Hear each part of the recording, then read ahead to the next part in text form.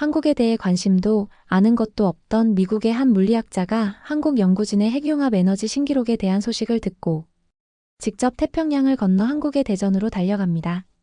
무슨 사연인지 지금 시작합니다. 저는 다니엘 스미스이고 미국에 사는 과학자입니다. 플라즈마 물리학이라는 걸 연구하고 있어요.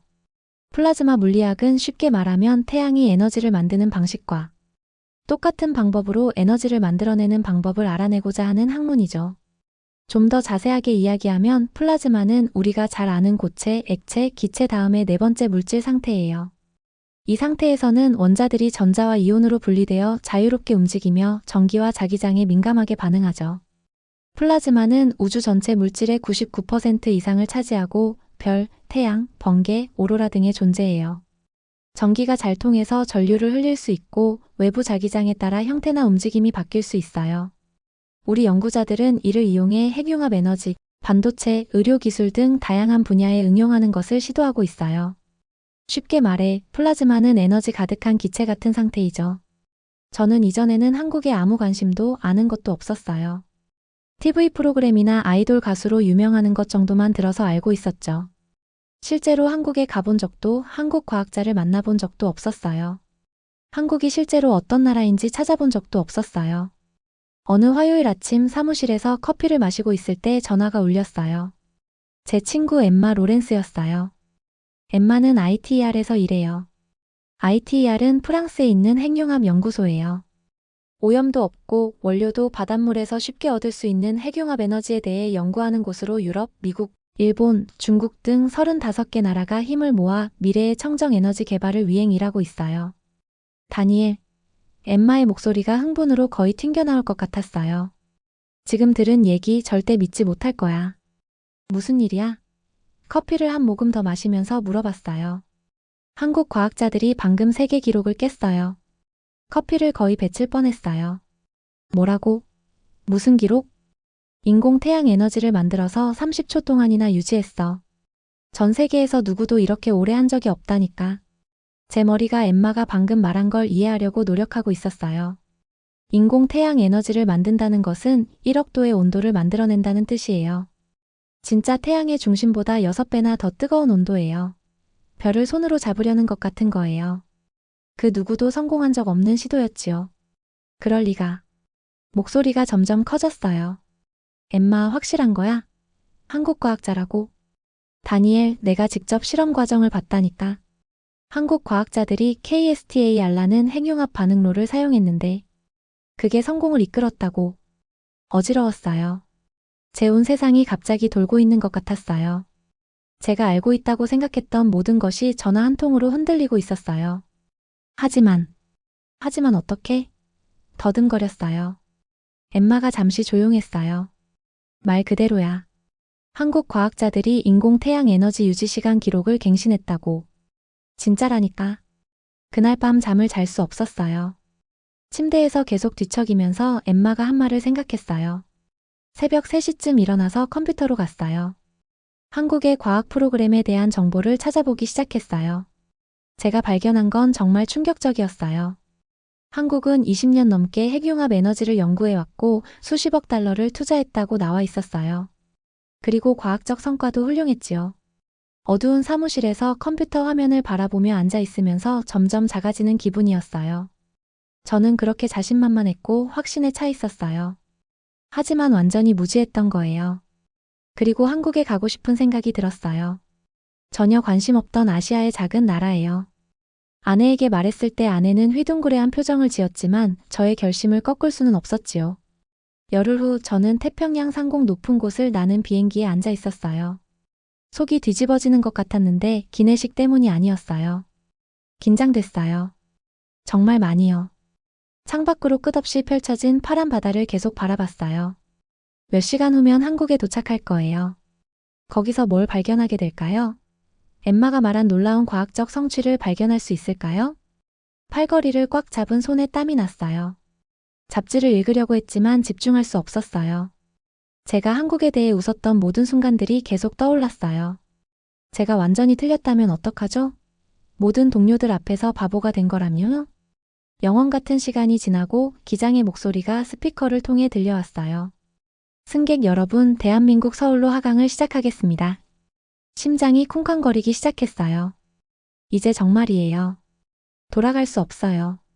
비행기가 인천공항에 착륙했을 때 저는 작은 비행기 창문에 얼굴을 바짝 붙였어요. 제가 본 것 때문에 턱이 바닥까지 떨어졌어요. 이곳은 제가 예상했던 작고 낡은 공항이 아니었어요. 공항 자체가 작은 도시처럼 사방으로 뻗어 있었어요. 건물은 반짝이는 유리와 강철로 만들어져 있어서 오후 햇살에 반짝거렸어요. 제가 미국에서 본 대부분의 공항보다 더 현대적으로 보였어요. 가방을 들고 멍한 상태로 비행기에서 내렸어요. 터미널 안에서 저는 놀라움에 눈이 커졌어요. 천장이 엄청나게 높았고 예술 같은 아름다운 곡선 디자인이 있었어요. 거대한 유리창들이 자연광을 들어오게 해서 모든 것이 빛나는 것 같았어요. 곳곳에 무빙워크가 있어서 사람들을 한 곳에서 다른 곳으로 부드럽게 옮겨주고 있었어요. 모든 벽에는 디지털 스크린이 설치되어 있어서 항공편 정보를 수정처럼 맑은 화면으로 보여주고 있었어요. 어떤 건 한국어였지만 많은 것들이 완벽한 영어였어요. 바닥은 너무 깨끗해서 거의 반짝거렸어요. 모든 것이 어제 막 지어진 것처럼 새로워 보였어요. 충격 속에서 출입국 심사를 통과했어요. 제 여권을 확인한 직원은 전문적이고 정중했어요. 완벽한 영어를 구사했고 버스 터미널로 가는 길까지 알려줬어요. 한국에 오신 걸 환영해요, 스미스 씨. 따뜻한 미소를 지으며 말했어요. 좋은 여행 되세요. 공항을 걸어다니면서 마치 꿈속에 있는 것 같은 기분이었어요. 아니면 SF 영화 속에 있는 것 같았어요. 이곳은 제가 우리나라에서 가봤던 많은 공항들보다 더 발달되어 있었어요. 안내 데스크에서 젊은 여성이 무료 지도와 서울 안내 브로셔를 건네줬어요. 시내로 가는 버스는 10분마다 출발해요. 친절하게 설명해 주었지요. 정말 편리해요. 버스 정류장을 찾아서 세련되고 현대적인 버스에 올라탔어요. 좌석은 편안했고 휴대폰 충전용 USB 포트도 있었어요. 버스마저도 제가 예상했던 것보다 훨씬 하이테크였어요. 공항에서 출발하면서 디즈니랜드에 처음 온 어린아이처럼 창문에 얼굴을 바짝 붙였어요. 밖에서 본 것 때문에 머리가 어지러웠어요. 고속도로도 완벽했어요. 그냥 좋은 정도가 아니라 완벽했어요.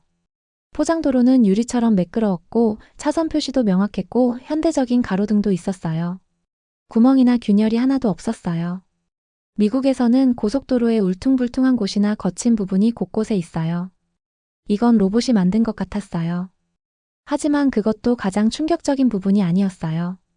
제 앞에 풍경에서 솟아오른 것은 제가 본 것 중 가장 놀라운 마천루들이었어요. 거대한 유리와 강철 산들처럼 하늘로 뻗어 올라가 있었어요. 어떤 건 나선형으로 비틀어져 있었고 다른 건 곡선 모양의 옆면이 햇빛을 받아서 무지개색으로 반사시키고 있었어요. LED 조명이 보석처럼 건물 주변을 감싸고 있었는데 아직 낮인데도 그랬어요. 오마이갓. 숨을 내쉬면서 버스 창문을 김서리게 만들었어요. 고속도로의 자동차들은 미래에서 바로 나온 것 같았어요. 세련되고 조용했고 많은 차들이 배기관도 없는 전기차였어요. 제가 알지 못하는 차들도 봤어요. 아마 한국 브랜드인 것 같은데 우리나라에 있는 어떤 것보다 더 발달되어 보였어요. 고속도로를 따라 디지털 광고판들이 늘어서 있었는데 거대한 텔레비전 화면처럼 움직이고 변화하는 화려한 광고들을 보여주고 있었어요. 이미지들이 너무 밝고 선명해서 직접 보면 눈이 아플 정도였어요. 서울에 가까워질수록 경치는 더욱 놀라워졌어요. 도시가 사방으로 펼쳐져 있었는데 영원히 계속될 것 같은 반짝이는 타워들의 숲이었어요. 강들이 건물들 사이를 구불구불 흘러갔고 예술 작품 같은 다리들이 강을 가로지르고 있었어요. 모든 것이 깨끗하고 정돈되어 있고 아름다웠어요. 이곳은 현대 세계를 따라잡으려고 애쓰는 가난하고 뒤떨어진 나라가 아니었어요. 이곳이 미래였어요. 이것이 21세기 도시들이 보여야 할 모습이었어요. 버스가 서울역에 도착했고 저는 떨리는 손으로 가방을 챙겼어요. 제가 상상했던 것과는 전혀 다른 세상으로 발을 내디디려고 했어요. 그리고 가장 큰 놀라움들이 아직 저를 기다리고 있을 거라는 느낌이 들었어요. 다음 날 아침 서울 호텔 방에서 일어나니 꿈속에서 살고 있는 것 같았어요. 미래 도시에 온 기분이었지요. 그러나 저는 그냥 도시를 구경하러 온 게 아니었어요. 한 가지 이유로 여기 왔어요. 한국의 핵융합 연구에 대한 진실을 알아내려고요. 한국 핵융합연구센터로 가기 위해 KTX라는 고속열차를 탔어요. KTX도 저를 놀라게 했어요. 기차가 정확히 시간에 맞춰 도착했어요. 1분 빠르지도 1분 늦지도 않게요. 객차들은 티끌 하나 없이 깨끗했고 편안한 좌석과 완벽하게 작동하는 에어컨이 있었어요. 디지털 스크린에는 다음 열차가 언제 도착할지 정확히 나와 있었어요. 전체 시스템이 스위스 시계처럼 돌아갔어요. 무료 와이파이는 열차가 어디에 있는 잘 작동했어요. 계속 믿을 수 없다는 듯이 고개를 저었어요. 뉴욕에서는 지하철에서 휴대폰이 작동한다면 다행인데요. 연구센터에 도착했을 때 심장이 너무 세게 뛰어서 가슴에서 튀어나올 것 같았어요. 진실의 순간이었어요. 정말 세계 수준의 과학시설을 발견하게 될까요? 아니면 이 모든 게 뭔가 실수였을까요? 건물은 SF 영화에서 나온 것 같았어요. 반짝이는 흰색과 은색 구조물들이 덮인 통로로 연결된 거대한 복합 건물이었어요. 모든 입구마다 경비원들이 서 있었어요. 손바닥에 땀을 흘리며 메인 데스크로 걸어갔어요. 안녕하세요. 접수원에게 긴장해서 말했어요. 제 이름은 다니엘 스미스예요. 미국에서 온 플라즈마 물리학자인데요. 혹시 견학을 할 수 있을까요? 우스꽝스럽게 느껴졌어요. 약속도 잡지 않았어요. 공식적인 초청장도 없었어요. 그냥 예고도 없이 나타난 아무 미국 과학자였어요. 하지만 접수원이 따뜻하게 미소 지었어요. 물론이죠, 스미스 박사님. 박 박사님께 연락드려 볼게요. 해외 방문자들을 담당하시거든요. 5분 후 흰 실험복을 입은 여성이 로비로 걸어왔어요. 아마 30대 정도로 보였고 지적인 눈빛과 자신감 있는 미소를 지니고 있었어요. 스미스 박사님. 손을 내밀며 말했어요. 저는 박수현 박사예요. 저희 시설에 오신 걸 환영해요. 엠마 로렌스가 어제 이메일로 박사님이 방문하실 수도 있다고 알려주셨어요. 엠마가 연락을 했다고요? 친구에게 고마운 마음이 밀려왔어요. 제대로 약속을 잡지 못해서 죄송해요. 말을 시작했는데 박 박사가 손을 흔들었어요. 전혀 문제 없어요. 동료 과학자들에게 저희 연구를 보여드리는 건 언제나 기뻐요. 따라오세요. 그녀는 저를 여권을 스캔하고 사진을 찍는 보안 검색대로 안내했어요. 그러고 나서 한국 과학자들과 그들의 성취들 사진이 걸린 긴 복도를 걸었어요. 저희는 20년 넘게 핵융합 에너지를 연구해왔어요. 걸으면서 박 박사가 설명했어요. 한국이 이 프로그램을 시작한 이유는 천연 에너지 자원이 거의 없기 때문이에요. 석유와 가스를 거의 모두 수입해야 하거든요. 핵융합 에너지가 저희에게는 모든 걸 바꿀 수 있어요. 메인 실험실을 내려다보는 거대한 창문 앞에서 멈췄어요. 안에서 본 것 때문에 무릎에 힘이 빠졌어요. 방 중앙에는 제가 본 것 중 가장 놀라운 기계가 있었어요. 엄청났어요. 아마 3층 건물 높이의 거대한 금속 도넛 모양이었어요. 두꺼운 케이블과 파이프들이 기계적인 문어의 촉수처럼 둘러싸고 있었어요. 컴퓨터 모니터들이 벽 전체를 덮고 있었고 몇 초마다 변하는 수백 개의 숫자와 그래프를 보여주고 있었어요. 이게 KSTAR이에요. 박 박사가 자랑스럽게 말했어요. 저희 토카막 핵융합 반응로예요. 유리창에 얼굴을 바짝 붙이고 저를 지구 반 바퀴 돌려서 여기까지 오게 만든 기계를 바라봤어요. 이건 진짜였어요. 실제로 일어나고 있는 일이었어요. 플라즈마가 저 챔버 안에서 섭씨 1억 도로 타고 있어요. 박 박사가 계속 설명했어요. 태양 중심부보다 6배나 더 뜨거워요. 자기장을 사용해서 플라즈마를 가두고 있어요. 보이지 않는 병 안에 별을 가두는 것 같은 거죠. 제 뇌가 보고 있는 것을 처리하려고 애쓰고 있었어요. 기술이 놀라웠어요. 엔지니어링이 한국이 이룰 수 있다고 제가 상상했던 것을 훨씬 뛰어넘었어요. 작년에 저희는 안정적인 플라즈마를 37초 동안 유지했어요. 박 박사가 마치 날씨 얘기하듯 태연하게 말했어요. 이런 종류의 반응로로는 세계 기록이에요. 37초. 그게 무슨 의미인지 알았어요. 핵융합 플라즈마를 10초 동안만 안정적으로 유지하는 것도 엄청나게 어려운 일이에요. 37초는 과학과 공학의 기적이었어요. 하지만 어떻게요? 거의 속삭이는 목소리로 물어봤어요. 한국이 어떻게 이 기술을 이렇게 빨리 개발할 수 있었어요? 박 박사가 미소 지었어요. 스미스 박사님, 한국은 이 프로그램에 100억 달러 이상을 투자했어요. 저희 최고의 학생들을 전 세계 대학으로 보내서 공부하게 한 다음 다시 집으로 데려와서 이 프로젝트에서 일하게 했어요. 유럽, 미국, 일본의 연구센터들과 파트너십을 맺었어요. 찾을 수 있는 가장 똑똑한 사람들을 고용했어요. 반응로를 모니터링하고 있는 수십 명의 과학자들과 엔지니어들이 있는 제어실을 가리켰어요. 이 사람들은 하루 16시간씩 일해요. 이 꿈을 실현시키기 위해 자신들의 인생을 바쳤어요. 한국은 작을 수 있지만 저희는 큰 야망을 가지고 있어요. 거기 서서 핵융합 반응로를 바라보면서 시간이 지날수록 점점 더 작고 부끄러워지는 기분이었어요. 어떻게 이렇게 무지할 수 있었을까요? 어떻게 아무것도 모르면서 한 나라 전체를 무시할 수 있었을까요? 저희는 ITER에도 주요 부품들을 제공하고 있어요. 박 박사가 덧붙였어요. 프랑스에서 건설 중인 국제 핵융합 프로젝트 말이에요. 한국이 가장 중요한 부품들 중 일부를 제조하고 있어요. 더 보시겠어요? 박 박사가 물어봤어요. 고개를 끄덕였지만 말할 수 있을지 확신이 서지 않았어요. 아무것도 찾지 못할 거라고 기대하며 한국에 왔어요. 대신에 미래를 발견했어요. 연구센터를 나온 후 완전히 다른 사람이 된 것 같은 기분으로 서울 거리를 걸었어요. 제가 보고 배운 모든 것 때문에 머리가 빙빙 돌았어요. 핵융합 반응로, 뛰어난 과학자들, 첨단 기술. 모든 게 진짜였어요. 엠마가 틀렸다는 걸 증명하려고 한국에 왔어요. 대신에 제가 무지하고 어리석다는 걸 증명했어요. 늦은 오후 해가 도시를 황금빛으로 물들이고 있을 때 목적지도 없이 걸어다녔어요.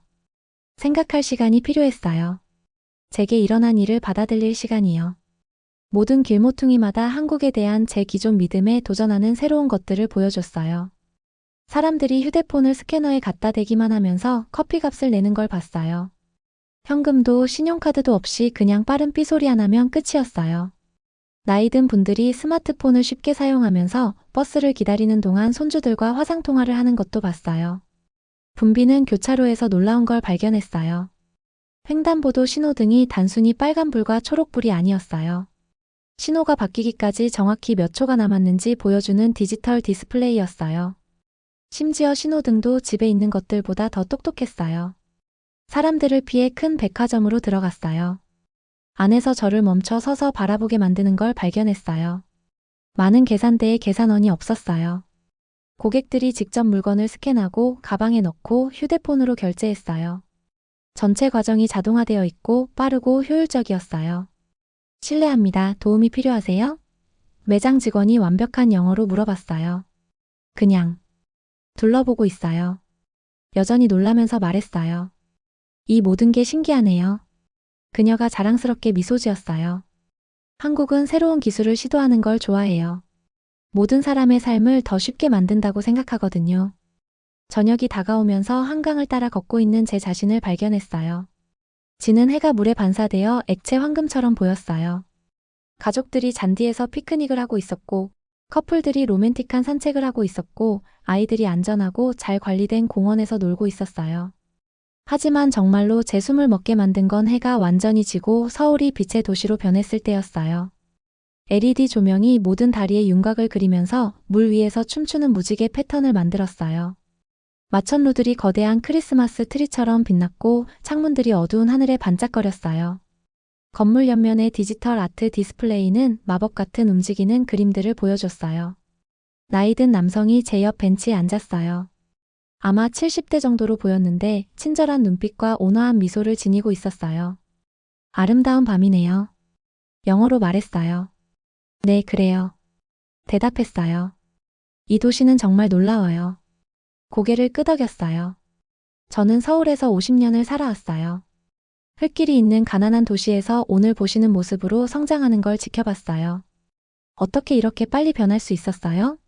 물어봤어요. 노인이 잠시 조용했다가 반짝이는 도시 불빛을 바라보며 말했어요. 한국은 작아요. 마침내 말했어요. 석유도 금도 다이아몬드도 없어요.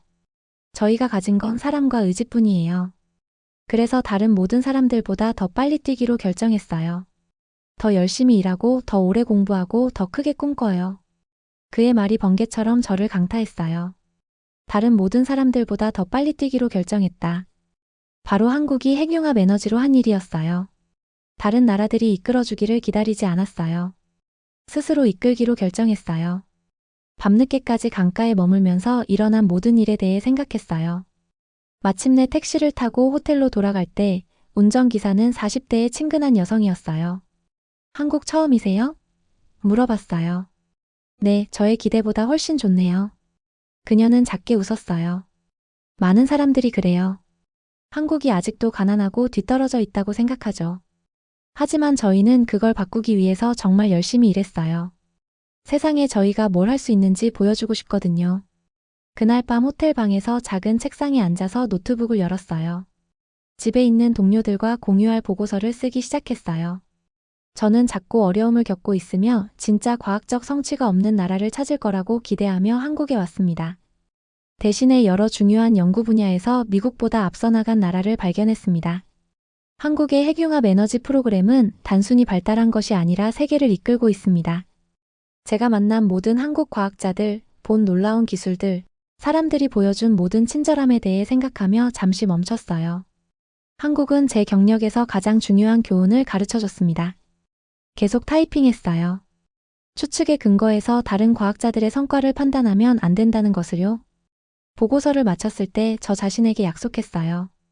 집에 가서 모든 사람에게 한국에 대한 진실을 말하겠다고요. 저희 연구센터가 한국 과학자들과 파트너십을 맺도록 요청하겠다고요. 가장 중요하게는 가보지 않은 곳이나 만나보지 않은 사람들에 대해서 다시는 판단하지 않겠다고요. 잠이 들면서 집에 돌아가서 엠마와 나눌 대화를 생각하며 미소를 지었어요. 아마 내가 그렇다고 했잖아라고 말할 거고 저는 그 말을 할 줄 알았다며 웃을 거예요. 한국이 저를 영원히 바꿔놨어요. 그리고 저는 그것에 감사했어요. 영상 재미있게 보셨나요? 마음에 드셨다면 구독과 좋아요 부탁드리겠습니다. 감사합니다.